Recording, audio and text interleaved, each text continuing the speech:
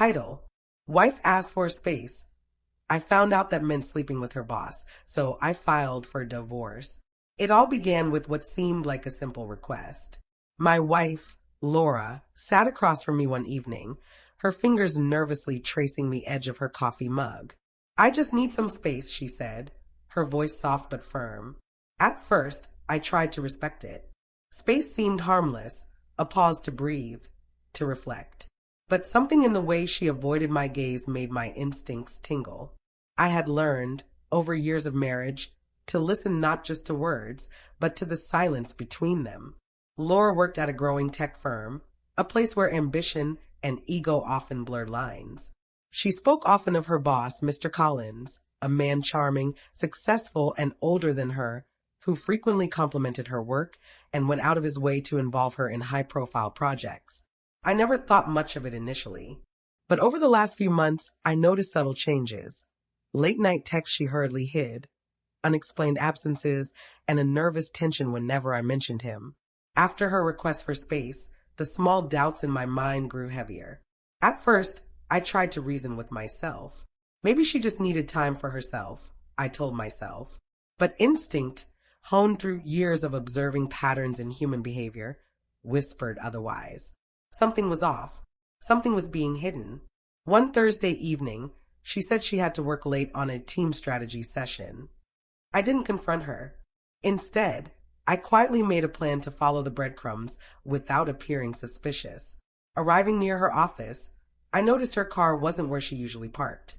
Following discreetly, I discovered she and Mr. Collins had left together for a dinner far from the office. My heart sank.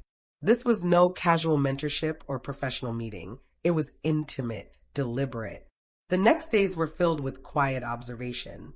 Messages I intercepted, times I cross-checked, small inconsistencies.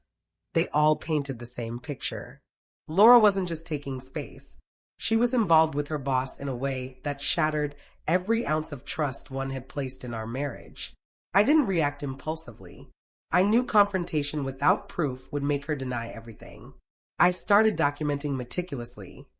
Messages, pictures, timestamps, and locations.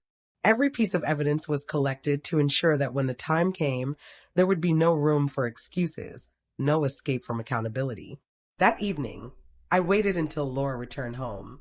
She walked in, smiling as if nothing had changed, tossing her bag casually on the couch. I greeted her lightly, keeping my tone calm, almost neutral. The calmness was intentional. I needed her to feel secure, unaware of what I knew, before facing the truth.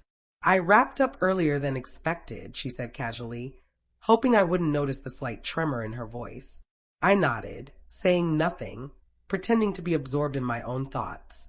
I poured a glass of water, letting the silence stretch long enough for tension to settle between us. Finally, I pulled out my phone and placed the evidence in front of her.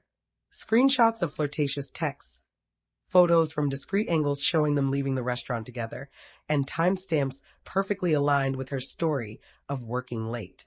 Her face went pale, and I saw the color drain from her cheeks. The confident, composed woman I knew had vanished behind a mask of guilt. I can explain," she stammered, her voice cracking. But the words sounded empty even to her. I didn't respond immediately. I let the weight of proof settle around her. The images, the messages, the undeniable pattern. It spoke louder than any excuses she could offer. "You asked for space," I said quietly, looking her directly in the eyes. "This is what space meant. Sleeping with him. Betraying everything we built." The room was silent, except for her shallow breathing. I didn't yell. I didn't cry. I simply let her confront the reality of her actions. She tried to justify herself, citing stress, work pressure, and emotions she couldn't control. I listened, but only as a witness, not a participant. None of it mattered anymore. Trust, once broken in such a fundamental way, cannot be patched with words or rationalizations. Every attempt to explain, every plea, only reaffirmed her conscious decision to betray the marriage. I realized then that confrontation wasn't about revenge. It was about clarity. I needed her to acknowledge her actions and the irreparable damage they caused. And once acknowledgement was there, the path forward became clear. This wasn't a matter of forgiveness or compromise. It was a matter of reclaiming my life and protecting my dignity. I informed her calmly that I would be filing for divorce. I wouldn't be manipulated, and I wouldn't allow betrayal to dictate the terms of my life. For the first time in weeks, I felt a strange sense of liberation, not from anger, but from clarity. The deceit was exposed, the truth undeniable, and my next steps, though painful, were firmly in my control. The following days were a whirlwind of paperwork, calls to lawyers, and quiet reflection. I stayed focused on the facts, the evidence, and the reality of what had transpired. Emotionally, it was draining, but I refused to let anger or despair dictate my actions. Every decision was deliberate, every step measured.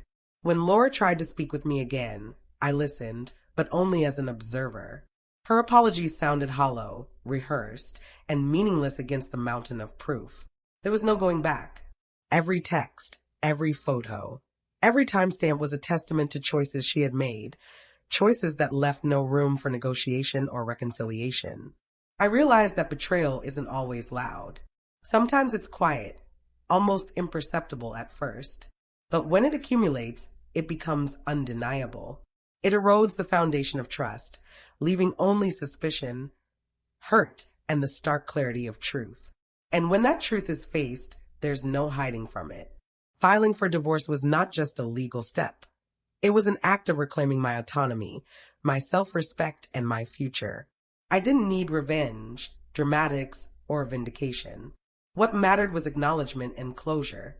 Laura's actions had consequences, and I was determined to face them calmly, clearly, and with integrity. As I walked through the empty rooms of our apartment after she moved out, I reflected on the fragility of trust and the importance of clarity. Betrayal tests more than relationships. It tests the strength of the human spirit.